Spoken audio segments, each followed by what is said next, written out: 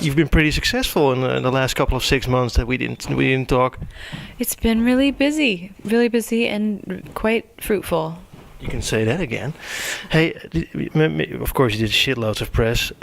You probably forgot. Yeah, you probably forgot that we talked about your heavy metal band to be River of Eyeballs, and I suggested you should team up with Dave Grohl. Yeah. And then I got shitloads of questions from fans saying, "How did you know?" Well, you must be a soothsayer or a psychic. I'm not. I know that was really wild.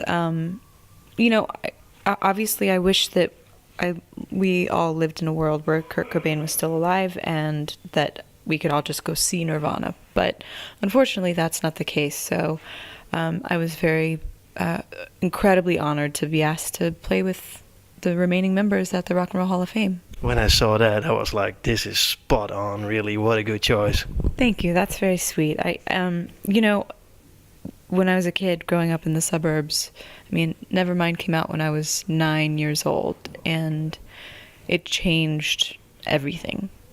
And not just, not just the musical landscape, but socially. Suddenly, this Olympia scene that was like,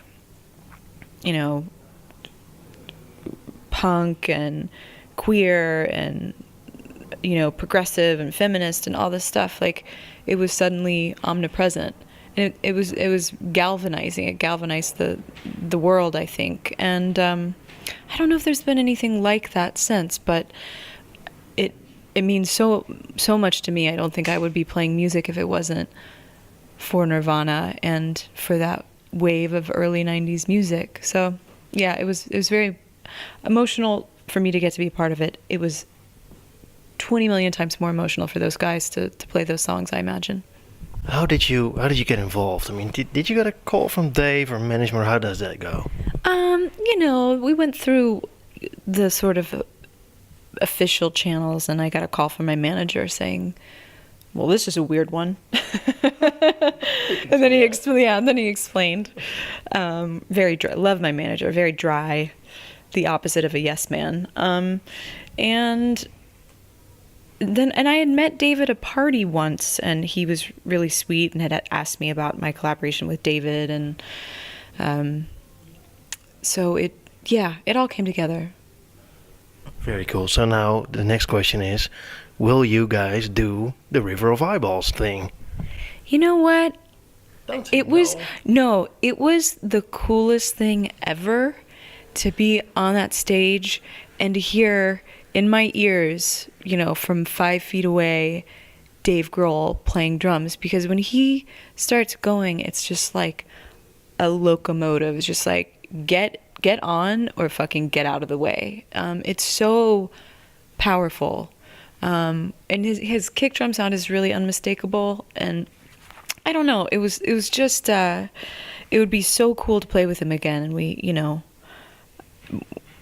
emailed a little bit since, and I'm definitely looking for some kind of opportunity to say, "Hey, Dave." That would be so cool. Yeah.